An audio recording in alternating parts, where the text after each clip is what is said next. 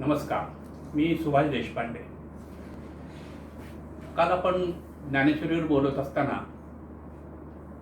आमच्या काही मित्रांनी असं सांगितलं की माझं जे आगामी पुस्तक आहे ज्ञानेश्वरीतील व्यक्तिरेखा, त्या पुस्तकातला मजकूरच जर तुम्ही बोललात तर साधारणपणे वाचकांच्या प्रतिक्रिया काय येतील याचा अंदाज तुम्हाला येईल आणि त्याप्रमाणे पुस्तकाचा आवाकाही तुम्हाला समजेल. म्हणून मी त्या पुस्तकातल्या सगळी प्रकरणं या पुढे वाचायचा निर्णय घेतलेला आहे.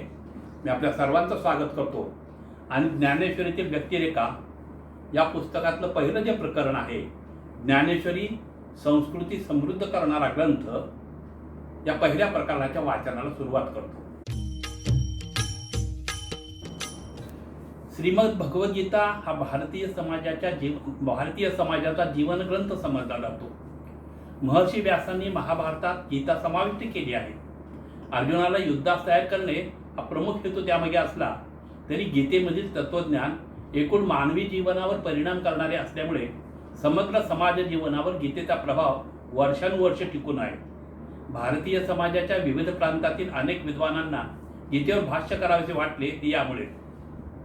मराठी समाजाचा विचार केला तर अनेकांनी गीतेवर भाष्य केली असून आदि शंकराचार्यांच्या संस्कृत टीकेइतकेच मराठीतील लोकमान्य टिळकांच्या गीता रहस्यास, ज्ञानेश्वरांच्या भावार्थ दीपिका किंवा ज्ञानेश्वरीस आणि आचार्य भाव्यांच्या गीता प्रवचनास आणि गीताईस लोकमान्यता आहे. इतरही अनेक टीका प्रसिद्ध आहेत. भारतीय समाजासमोर जेव्हा जेव्हा आणीबाणीचे प्रसंग उभे ठाकले तेव्हा तेव्हा विचारवंतांनी त्या प्रश्नावर उत्तरे शोधण्यासाठी गीतेचा आधार घेतला आहे.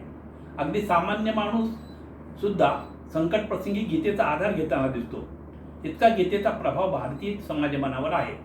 याची अनेक कारणे असले तरी समाजातील विविध विचार प्रवाहांमध्ये आणि तत्वज्ञानांमध्ये समन्वय साधण्याचा यशस्वी प्रयत्न गीतेने केला आहे. म्हणूनच भारतीय समाजाचे वैशिष्ट्य सांगताना समन्वय हा विशेष आग्रहाने मांडला जातो. कोणतीही टोकाची भूमिका न घेता समाजातील विविध प्रवाहांमध्ये समन्वय साधण्याचा नेहमीचा प्रयत्न केला जातो. भगवद्गीता ही 700 श्लोकांमध्ये प्रतिपादित करण्यात आलेली आहे. गीता हा सर्व समन्वयकारी आणि समत्वाचा ग्रंथ आहे असे प्रतिपादन आचार्य विनोबा भावे करतात. ते म्हणतात, समाजात शास्त्र, विचार, विद्या सगळे काही भरपूर असूनही गीतेची गरज का पडली असा प्रश्न विचारला जाऊ शकतो. विचार आणि सिद्धांत वेगळे राहिल्याने त्यात दोष निर्माण होऊ शकतात. त्यात विरोध, एकांगिता आणि निरुपयोगिता हे दोष निर्माण होऊ शकतात. गीतेने त्या सर्वांचा समन्वय केला आणि तोही अशा खुबीने की तिचा निर्णय सर्वांना मान्य होऊ शकला. स्वयंपाकाची सगळी साधने तयार होती, केवळ स्वयंपाक करणे बाकी होते. गीतेने ते काम केले. सर्व साधनांचा समन्वय करून त्यांचा जीवनात विनियोग करण्याचा मेळ गीतेने बसवला. ब्रह्मविद्येचा आणि आध्यात्मिक ज्ञानाचा प्रत्यक्ष जीवनात उपयोग करण्याचे योगशास्त्र गीतेने विकसित केले. म्हणूनच तिला ब्रह्मविद्यायाम योगशास्त्रे म्हटलेले आहे. वरील 7 विचारधारांना आपण ब्रह्मविद्या म्हणतो. त्या सर्वांच्या आधारावर रचलेले शास्त्र ज्याचा प्रत्यक्ष जीवनात उपयोग होईल असे शास्त्र म्हणजे गीतेचे योगशास्त्र. गीतेचे योगशास्त्र म्हणजे अप्लाइड, उपयोजित, व्यावहारिक ब्रह्मविद्या सांगितली आणि तिच्यानुसार जीवन जगण्याचे शास्त्रही सांगितले. नंतरच्या विचारकांना गीता प्रमाणभूत वाटली आणि त्या सर्वांना तिच्यात आपापले विचार दिसले. अशा प्रकारच्या अर्थभिन्नतेत नेहमीच विरोध असतो असे नाही. गीतेचा जो अर्थ माझ्या जीवनासाठी उपयोगी आहे तो अर्थ माझ्यासाठी आहे. ती कामधेनूसारखी आहे. शब्दार्थ सांगणे न्यायवक्राचे काम नाही, परंतु आपल्यासाठी गुह्यार्थ काय आहे हे आपण आपल्या अनुभवातून शोधले पाहिजे. भगवद्गीतेला जीवनाचा ग्रंथ किंवा जीवनाचे शास्त्र असे संबोधले जाते.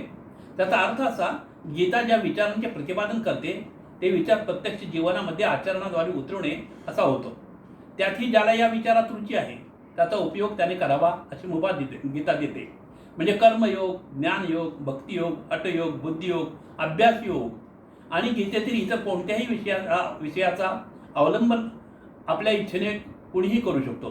गीता कोणत्याही एकाच विचाराचा आग्रह धरत नाही.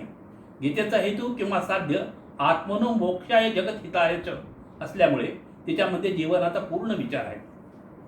त्यामुळे हजारो वर्षे भारतीय समाजावर असलेला गीतेचा प्रभाव टिकून आहे. भगवद्गीतेचा मुख्य हेतू माणसाचे अज्ञान नाहीसे करून त्याला सुखी करणे हा आहे.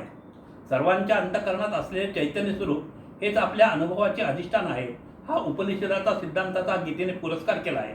प्रत्येकाचा अंतरात्मा जागा करणे आणि त्याला विवेक बनविणे हे गीतेचे कार्य आहे. परमार्थ आणि प्रपंच यांची सांगड घालून फलाशा न धरता स्वधर्माचे पालन करावे असा गीतेचा उपदेश आहे. गीतेला कर्महीनता मान्य नाही, स्वकर्म निष्ठेने करावीत असेच गीता सांगते. म्हणून गीता ही भारतीय संस्कृतीचे प्रतीक आणि प्रतिनिधी आहे. गीता युद्धभूमीवर भगवंतांनी सांगितले आहे, म्हणजे गीतेचा आरंभ जीवनातील एका संघर्षापासून झालेला आहे. त्यामुळे गीतेतील प्रतिपादन समग्र मानवी जीवनाला समजून घेणारे आणि लागू होणारे असे आहे. माणसाचे सारे व्यवहार, कार्ये आणि भावना या प्राधान्याने अहंकारावर अवलंबून असतात. अहंकार हा अध्यात्मात सर्वात मोठा शत्रू समजला जातो. माणसाच्या मनातील अहंकार दूर करून त्याला परमात्म्याच्या सन्मुख करणे हे गीतेचे ध्येय आहे. तसेच ते साधारण माणसाने स्वधर्म आणि स्वकर्म कधीही विसरता कामा नये, हा गीतेचा भगवंताच्या मुखातून दिलेला संदेश आहे. स्वामी शिवतत्वानंद गीतेमध्ये म्हणतात, गीतेत मानव मात्राच्या यथार्थ खऱ्या स्वरूपाचे असे उज्ज्वल दर्शन घडविले गेलेले असल्यामुळे, गीतेत सर्वजनीन सत्य प्रगट केले गेले असल्यामुळे साहजिकच तिचा प्रभाव केवळ भारतापुरता फक्त हिंदूपुरता सीमित राहिला नाही. परदेशातील अत्यंत भिन्न संस्कार संस्कृतीत जन्मलेल्या, अजिबात वेगळ्या काढलेल्या विधर्मी धर्मप्रवण लोकांवरही गीतेचा अपरिहार्य अमोघ पडलेला आणि पडताना दिसतो. भगवद्गीतेच्या अंतरंगात असं या पुस्तकाचं नाव आहे. गीतेच्या संदर्भात विदेशी श्रेष्ठींनी व्यक्त केलेली अनेक मते त्यांनी नोंदवली आहे. या बाबतीत गीतेला केवळ हिंदू धर्माचा ग्रंथ आहे समजून काही जण त्याला इतर धर्मग्रंथाप्रमाणे मर्यादित स्वरूप देतात. वास्तविक भगवद्गीता हा जीवन ग्रंथ आहे असे अनेकांनी प्रतिपादन केले असून, समाज जीवनातील आणीबाणीच्या वेळी गीतेतील तत्वज्ञानाचा आधार घेतला आणि समाज जागृत केला, ही बाब अशा लोकांनी लक्षात घेतली नसावी. आपल्या सर्वोच्च न्यायालयाने हिंदू धर्म ही जीवन पद्धती आहे असे म्हटले आहे. याचे कारण कदाचित गीतेतील हे प्रतिपादनच असावे. डॉक्टर मोरा गुणे यांनी गीतेची महती गाताना असे म्हटले आहे की, कर्म, अभ्यास, ज्ञान व भक्ती या गीता पुष्पांच्या विलोभनीय पाकळ्यात सामरस्य भावाचा परागकोश दरवळत आहे. या सामरस्य भावाने स्वतःचे जीवन सुगंधित करून स्वानंद साम्राज्याचा नागरिक होणे ही जीवन कला आहे. गीतेने हेच प्रत्यक्षावगम गुह्य प्रगटविले आहे. समकाली समाला, सर्व रूपाला सर्वत्र प्रेमाने नमस्कार करता गुह्य प्रगटविले आहे. समकाली समाला, सर्व रूपाला सर्वत्र प्रेमाने नमस्कार करता आला तर या प्रेममय सामरस्याने शिवभूत्वा शिवम यजेत हे परिपूर्णतेचे सूत्र प्रतीला येऊ शकते. पराभक्तीचे हे दिव्य दर्शन घडून घेता थांबते, पण थांबण्यापूर्वी पुन्हा एकदा आवर्जून सांगते की पाप पुण्य, धर्म अधर्म या सर्व सापेक्ष कल्पना अज्ञानापोटी उपजतात. सत्य कोणत्याही कल्पनेच्या आवाक्यात येऊ शकत नाही. या काल्पनिक धर्माधर्माच्या टवाळातून सुटण्यासाठी सर्वात्मकाचे स्वरूप उमजून अनन्य प्रेमाने त्यालाच बिलगून राहणे आवश्यक आहे. या अनन्यतेतच धर्मसंबंधातून विमुक्त होता येते. ज्ञानेश्वरीचे भावविश्व या पुस्तकात त्यांनी असं म्हटलेलं आहे. लोकमान्य टिळकांनी श्रीमद भगवद्गीता रसाच्या प्रारंभी पहिल्या प्रकरणात म्हणजे विषय प्रवेश करताना गीतेविषयी जे गौरवोद्गार काढले आहेत तेवढे वाचले तरी गीता हा ग्रंथ किती मोलाचा आहे हे लक्षात येईल. लोकमान्य म्हणतात, श्रीमद भगवद्गीता हा आमच्या धर्मग्रंथापैकी एक अत्यंत तेजस्वी व निर्मल हिरा आहे.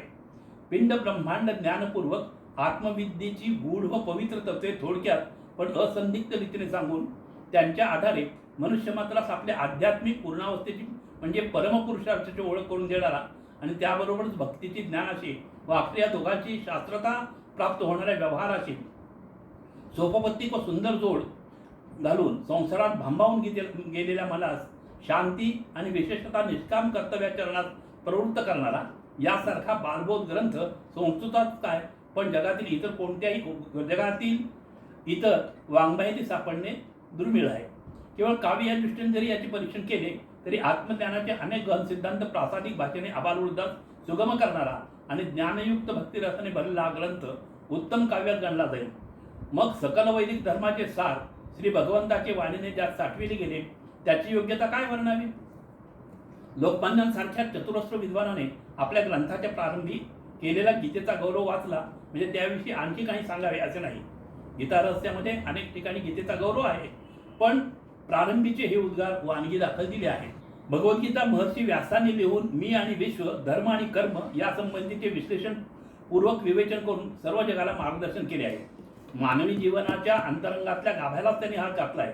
भगवद्गीता ज्यावेळी सांगितली गेली त्यावेळी वैदिक धर्माला उतरती कळा लागली होती. महाभारतात दुर्योधन असे म्हणतो की धर्म म्हणजे काय याचे ज्ञान मला आहे, पण धर्माकडे माझी प्रवृत्ती नाही. अधर्म कशात म्हणतात हेही मी जाणतो आणि त्याकडे माझा स्वाभाविक ओढा आहे. सामान्य माणसांची अशीच अवस्था होती. यज्ञयागातील हिंसेला मोल प्राप्त झाले होते. काय योग्य आहे हे समजून लोक अयोग्य मार्गाकडे वळले होते. अनेक राजे लोकांचा प्रतिपाळ करण्याचा राजधर्म सोडून सामान्य माणसांना छळत होते. अधर्माचा अभ्युदय झाला होता. अशा वेळी त्या काळातील परिस्थितीला उपयुक्त ठरेल असा समन्वयाचा मार्ग भगवद्गीतेने प्रतिपादित केला. सामान्य माणसांनाच नव्हे तर राजे महाराजे यांनाही धर्माचे ज्ञान दिले, आचरणाचा मंत्र दिला. प्राध्यापक शमा तथा मामासाहेब दांडेकर गीता ग्रंथ कसा आहे हे विशद करताना असे म्हणतात की गीता ग्रंथ सांगून आज 5000 वर्षे झाली तरी सुद्धा गीतेचा ताजेपणा आजही कायम आहे. झाडावरची फुले जशी शिळी होतात तशी सुवर्णफुले होत नाही, ती सदा ताजीच असतात. त्याप्रमाणे इसवी सनापूर्वी 2000 वर्षाच्याही अगोदर झालेल्या या संवादातील शब्दसुमने आपल्या सुवासाने आज 5000 वर्षानंतर सुद्धा जाणत्याचे मने आपल्याकडे खेचून घेत आहे. गीता सांगून गेल्यावर भारतात होऊन गेले थोर आचार्य शंकराचार्य, रामानुजाचार्य, मध्वाचार्य, वल्लभाचार्य, भारतात वेगवेगळ्या प्रांतात झालेले मध्ययुगीन संत, आपल्याकडे नावे सांगायची तर ज्ञानेश्वर महाराज, वामन पंडित, अगदी अर्वाचीन काळात झाले लोकमान्य टिळक, बाबू अरविंद घोष, महात्मा गांधी हे सर्व भिन्न काळातील भिन्न मताचे थोर पुरुष, पण या सर्वांमध्ये एका बाबतीत एकवद आहे, ती म्हणजे गीता हा शिरोधारी ग्रंथ आहे. ज्ञानेश्वर महाराजांच्या भाषेत सांगायचे तर म्हणून जाणती या सवा गीताची एकी सेवा काय करायला आघावा शास्त्री येणे. गीता हा ग्रंथ भारतीय समाजाच्या जीवनात किती मोलाचा आणि अनन्यसाधारण आहे याची जाणीव विचारवंत आणि अभ्यासकांच्या वरील मतांवरून सहजपणे येते. ज्ञानेश्वरांनी भाषासाठी गीताच का निवडली असावी याची काहीशी जाणीवही यातून आपल्याला होते. इथे मी थांबतोय. या पुढला भाग जो आहे पुढच्या भागामध्ये मी सांगेन. हा भाग थोडासा अधिक लांबलेला असेल. धन्यवाद.